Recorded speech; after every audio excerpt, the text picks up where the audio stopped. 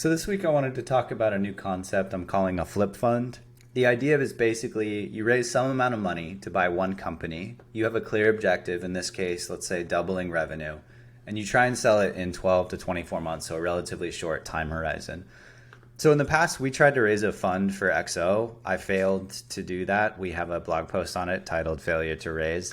Most of the objections were around what percentage of Andrew's time will I be spending on the fund versus our current portfolio. People wanted to know if they would get mailbox money, i.e. checks in the mail every month, right? Because these things are supposed to cash flow. Again, these people were thinking about it like real estate, but the math just for the size of the stuff that we're doing just doesn't work like that. There actually just isn't really any money left over every month. So the idea of sending mailbox money every month is like, yeah, I wish we could do that too. If we could do that, we wouldn't be asking you to go raise a fund, right? We would just be doing this ourselves and have that flywheel where we buy a company, it generates free cash flow. We accumulate that free cash flow to then buy other companies, etc. People also wanted to know how they get their money out, and then how long will the fund last? How do they get their money out? So on a fund, it's clear you don't until the fund exits. The fund has a time horizon. In venture, it's like 10, 12 years. These days, maybe it's a little bit longer as companies stay private longer. Who knows? So getting your money out is really challenging unless you have some way to bring in new investors that can buy out old investors, etc.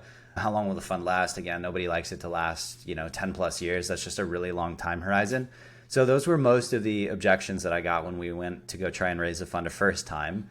And I think this flip fund concept is, one, fun. Two, I think it kills most of the objections, right? Because when do you get your money out? 12 to 24 months. What is the objective? Well, we're trying to double revenue. And how much are you raising, or what are you going to do with the money? We're going to buy one company, right? So we would, in this case, if this were a pitch from us, say, okay, we're going to put in 10 to 20% of the capital. So in $1 million, we would put in 100 or 200 grand. There would be 20% carry. This is our incentive basically for doing this.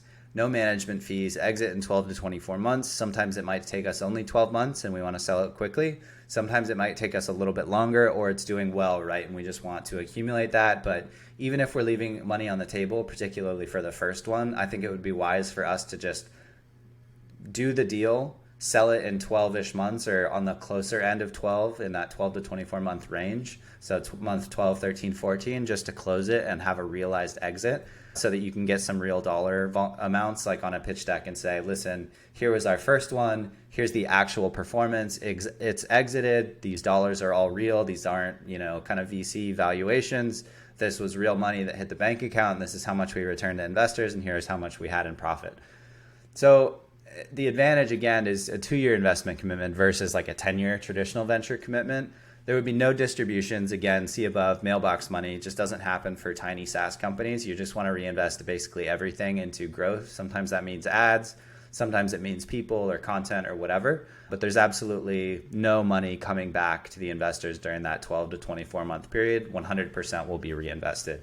If for some reason there is some cash from, I don't know, some profit in the LLCs are pass-through entities, so it would just be pro-rata to all the investors.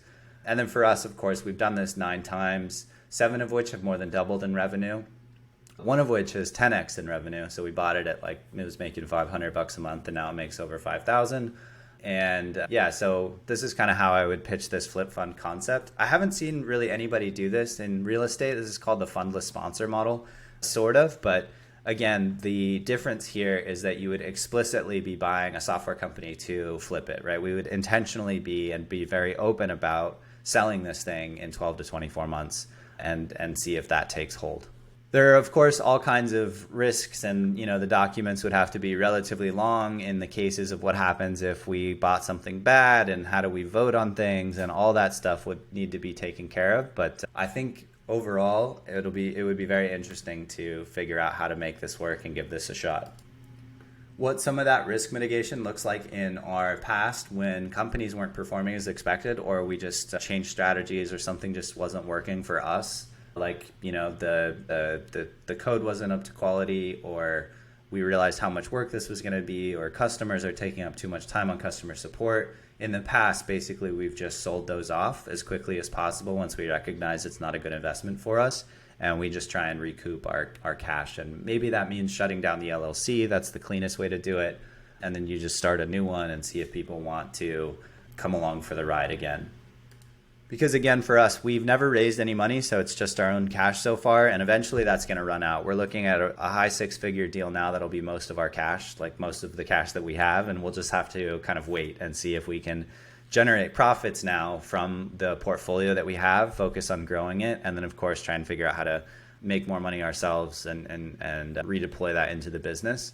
Or we're going to have to do something like raise a fund, which again, see above, has had some objections that I don't quite know how to overcome. I know obviously people do end up raising funds and people are very successful at it, but for us with some limited amount of network, it's been quite difficult to get people to sign on for us having discretionary capital. I mean, raising discretionary capital is always a pain in the ass, and it's always the most difficult type of raise.